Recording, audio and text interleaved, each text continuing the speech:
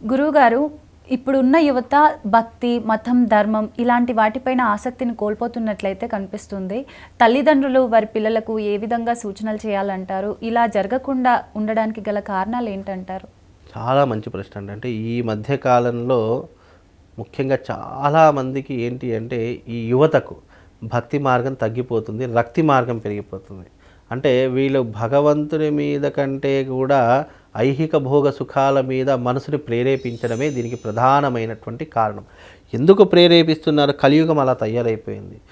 నువ్వు ఏదైనా మంచి దేవాలయానికి వెళదామంటే నీ మనసు అంత ఆకర్షణ చూపించదు.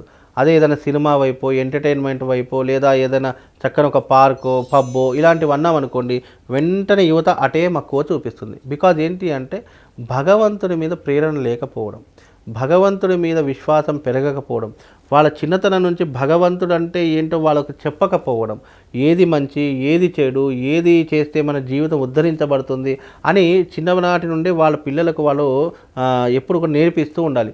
అలా నేర్పించకుండా తల్లిదండ్రులు పట్టించుకోకుండా, నేటి సమాజం పట్టించుకోకుండా, చెప్పేటటువంటి వాళ్ళు లేకుండా ఉంటే ఎప్పటికైనా యువత తప్పుడు దారినే పడుతుంది. ఈ మధ్యకాలంలో దేవాలయాలకు వచ్చే వాటి పబ్లిక్ అంటే ఎక్కువ మనుషులందరూ ఎక్కడుంటారో తెలుసా? నేటి యువత ఏ వైన్ షాప్ దగ్గరనో, ఏ పార్టీ దగ్గరనో, ఏ పబ్బుల దగ్గరనో, ఏ పార్కుల్లోనో ఇలాంటి వాటిలోనే ఎక్కువగా కనిపిస్తారు. ఎందుకు అని అంటే దైవిక చింతన లేకపోవడం, వాళ్ళకు భగవంతుడు అంతే తెలియకపోవడం.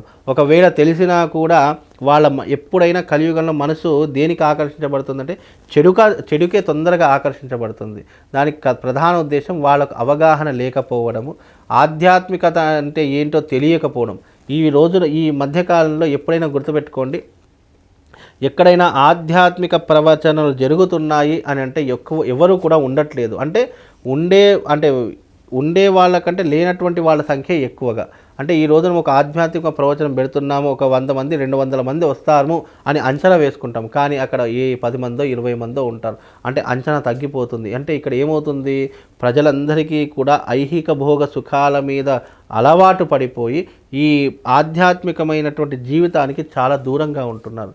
కాబట్టి ఆధ్యాత్మిక జీవితానికి దగ్గరగా కావాలనుకున్న భగవంతునిపై విశ్వాసం ఉండాలి. నిన్ను నడిపించేటటువంటి వాడు భగవంతుడే అని ఎవరైతే ఏ యువత అయితే నమ్ముతుందో అప్పుడు తప్పకుండా వీళ్ళందరూ ఆధ్యాత్మికం వైపు వస్తారు. ఒక వ్యక్తికి మనం 10 సార్లు చెప్తే ఆ వ్యక్తి పట్టించుకోడు. ఎవరికైతే ఆధ్యాత్మిక చింతన కలుగుతుందో వారికి ఎవడూ చెప్పకపోయినా సరే వాడి మనసులో నిజంగా ఆధ్యాత్మిక చింతన కలిగి భగవంతుడి దగ్గరికి వెళదామనే కోరిక కలిగితేనే అడుగు భగవంతుడి వైపు వెళ్ళగలుగుతుంది. లేదు నువ్వో నేనో ఎన్నిసార్లు చెప్పినా వాళ్ళు పట్టించుకోరు. ఎందుకంటే వాళ్ళకు చెప్పే వాళ్ళు లేరు, చెప్పినా వినే అవసరం వాళ్ళకు ఉండట్లేదు. ఎందుకంటే వయసు అలాంటిది. యువత అనేటటువంటిదే ఎక్కువగా దేని మీద మక్కువ చూపిస్తుందంటే విహారయాత్రలు, జల్సాలు. ఈరోజు నేను సంతోషంగా ఉండాలి, ఈరోజు నేను తాగాలి, తందనాడాలి, లేదు అని అంటే కనుక చక్కగా సినిమాకు వెళ్ళాలి, లేదా మంచి ఎంటర్టైన్మెంట్ ఒక ప్రదేశానికి, ఇవే ఆలోచనలు ఉన్నాయి తప్ప ఆధ్యాత్మికమైనటువంటి చింతన ఎవరికీ లేదు. ఎవరికైతే ఆధ్యాత్మిక చింతన లేకుండా ఉంటుందో వాడు జీవితంలో ఎంత కష్టపడ్డా, ఎంత పైకి ఎక్కినా మళ్ళీ ఆ భగవంతుడు వాళ్ళని కింద తోసేస్తాడు. బికాజ్ ఎందుకు అంటే నీకు ఈ మానవ జీవితం ఎందుకు ఇచ్చాడు అంటే కర్మ ఫలితాన్ని దూరం చేసుకోవడానికి. కర్మ ఫలితం దూరం చేసుకోవడానికి భగవంతుడు ఏర్పరిచినటువంటి మార్గాల్లో 3 మార్గాలు.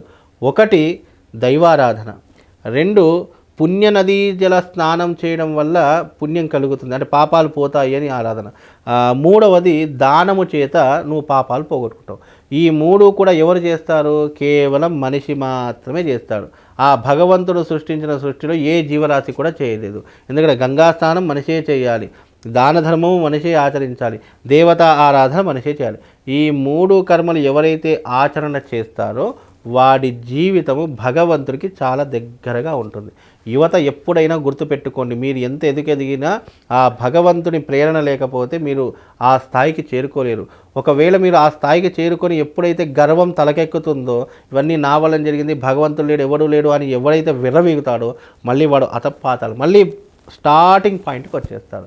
కాబట్టి యువత ఎప్పుడైనా గుర్తుపెట్టుకోండి, భగవంతుడి యొక్క చింతన ఉన్న ప్రతి ఒక్కరూ భగవంతుని వాడిని ఎక్కడ పెట్టాలో ఆ స్థాయిలో పెడతాడు.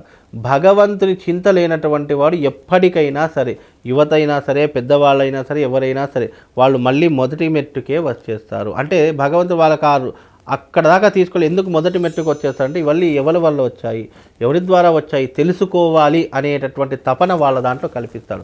తపన లేనటువంటి వాడికి, సంకల్ప బలం లేనటువంటి వాడికి, దైవం మీద భక్తి లేనటువంటి వాడికి మనం ఎన్ని చెప్పినా వృధా. మనం చెప్పడం కాదు, వాడంతట వాడు నేర్చుకొని వాడంతట వాడు రియలైజ్ తప్ప ఈ యొక్క యువతను మనం మార్చలేము. కాబట్టి యువత మారాలి అంటే ఆధ్యాత్మిక చింతన వైపు రావాలి. ఆధ్యాత్మిక చింతన వైపు వస్తే ఆటోమేటిక్గా ఆ యువత మనకు ఒక మరో రామరాజ్యంలా ఏర్పడి మన భవిష్యత్తు ఎప్పుడు కూడా బాగుండే లక్షణాలు కనిపిస్తాయండి.